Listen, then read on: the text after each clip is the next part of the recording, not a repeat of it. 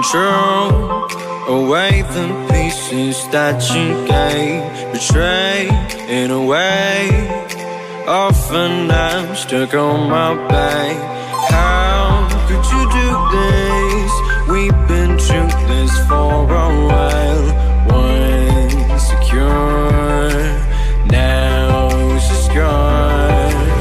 Hold me not, give me back my mind. My thoughts that you're taking, stop me to care. Could not.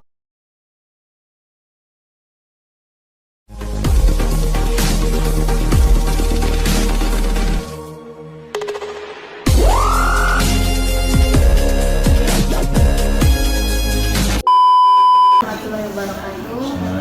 Perkenalkan, saya Rida Aulia selaku dari Unisia.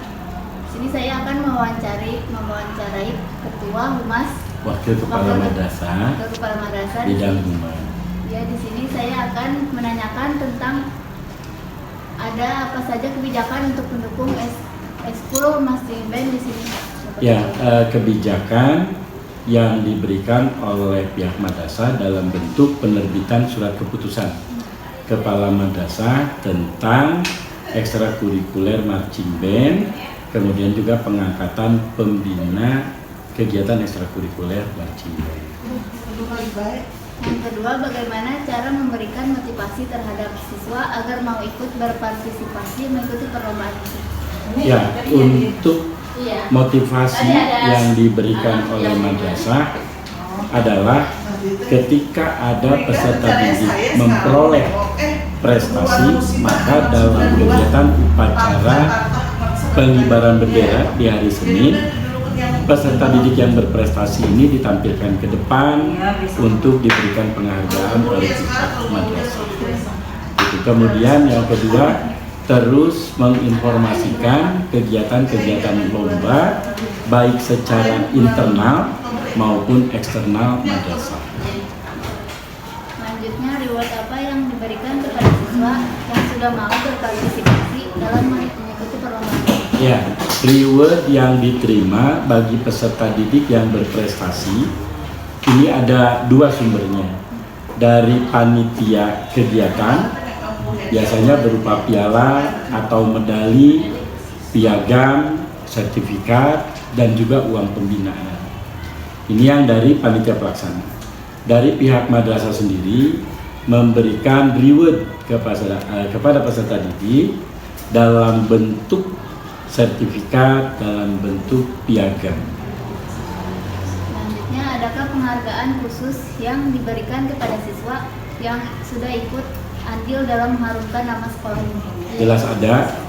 Rewardnya itu bisa berupa sertifikat, bisa berupa piagam, gitu, dan juga dalam bentuk lainnya, yang membuat peserta didik bersemangat, ya, termotivasi untuk terus meningkatkan prestasi.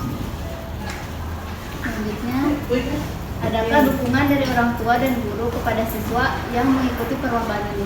Ya, sampai dengan saat ini kami merasa orang tua begitu bersemangat memberikan motivasi kepada putra-putrinya untuk terus berprestasi di MTS Tinggi 3 Bogor. Sebagai salah satu contoh dukungan tersebut, ketika ada lomba yang membutuhkan transportasi misalkan, orang tua bisa membantu dalam hal penyediaan. Kemudian dalam hal akomodasi misalkan, orang tua bisa membantu dalam hal fasilitas untuk beristirahat begitu. Kemudian dari guru sendiri sangat besar dukungannya terhadap peserta didik yang memang berprestasi. Selalu memberikan izin misalkan ketika peserta didik ingin latihan, ingin ikut lomba, kemudian memberikan nilai yang terbaik kepada peserta didik, tentu dengan cara-cara yang memang sesuai dengan aturan. Tidak belajar karena lomba kemudian juara tiba-tiba diberi nilai, tidak demikian. Hanya diberikan keleluasan silakan berlomba, kemudian ketika ada penilaian akhir semester misalkan, penilaian tengah semester misalkan, peserta didik ini nilainya kurang misalkan dibandingkan dengan yang lain di bawah KKM, maka guru memberi kesempatan untuk perbaikan nilai gitu. Jadi guru tidak pernah mempersulit, tidak pernah membatasi peserta didik untuk meningkatkan prestasi. Ini salah satu bentuk dukungan dari guru ya dalam prestasi peserta didik. Selanjutnya, apa tantangan terbesar yang dialami selama mengelola marching band? Ya, marching band ini organisasi ekstrakurikuler yang secara finansial memang lebih besar dibandingkan dengan organisasi ekstrakurikuler yang lain. Sehingga tantangan yang dihadapi oleh madrasah adalah pengadaan alat gitu ya untuk marching band yang sampai dengan saat ini memang masih kekurangan karena biaya untuk pengadaan alat itu yang cukup besar. Nah, kami sampai saat ini ketika akan mengikuti event, akan mengikuti lomba atau kompetisi, kekurangan alat itu pinjam dari madrasah lain atau dari sekolah lain atau lembaga lain sehingga lomba bisa tetap diikuti. Jadi yang pertama itu karena memang secara finansial marching band itu butuh biaya yang tidak sedikit. Itu tantangan yang pertama adalah biaya.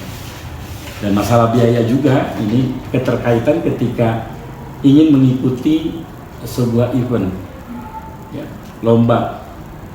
Perlengkapan yang dibawa itu sangat banyak dan besar-besar sehingga kendaraan yang digunakan pun adalah kendaraan-kendaraan yang khusus. Nah, ini berimbas juga kepada pembiayaan transportasi itu. Itu mungkin tantangan pertama, masalah pembiayaan. Tantangan kedua, memang ketika akan menghadapi event, peserta didik itu melakukan latihan yang dalam satu pekan itu bisa saja dia dalam satu pekan latihan terus. Walaupun setelah melakukan kegiatan belajar mengajar, ba'da asar misalkan, tapi kan pulangnya sore. Kemudian ada juga, saya tidak mengatakan hujan itu adalah hambatan, karena itu dari Allah lah kan begitu ya. Tapi kadang-kadang ketika latihan turun hujan ya harus beristirahat dan seterusnya. Kemudian latihan yang sebenarnya ditentukan oleh madrasah itu silahkan gunakan di hari Sabtu, tetapi kan tidak cukup ya. Jadi mungkin tantangan yang kedua adalah waktu untuk latihan yang berimbas kepada waktu belajar serta istirahat peserta didik gitu. Ini manajemen waktunya mungkin yang harus diatur sehingga tidak mengganggu waktu belajar dan juga tidak mengganggu waktu istirahat peserta didik. Ya, solusinya bisa saja latihannya di hari Sabtu menjadi full dari jam 7 sampai dengan jam 4 sore. Hari Ahad juga tetap latihan. Itu mungkin tantangannya. Baik, Pak, terima kasih atas wawancara yang saya ajukan. Ini sekian dari saya. Kurang lebihnya mohon dimaafkan ya, Pak. Iya, sama-sama. Assalamualaikum warahmatullahi wabarakatuh. Assalamualaikum warahmatullahi wabarakatuh.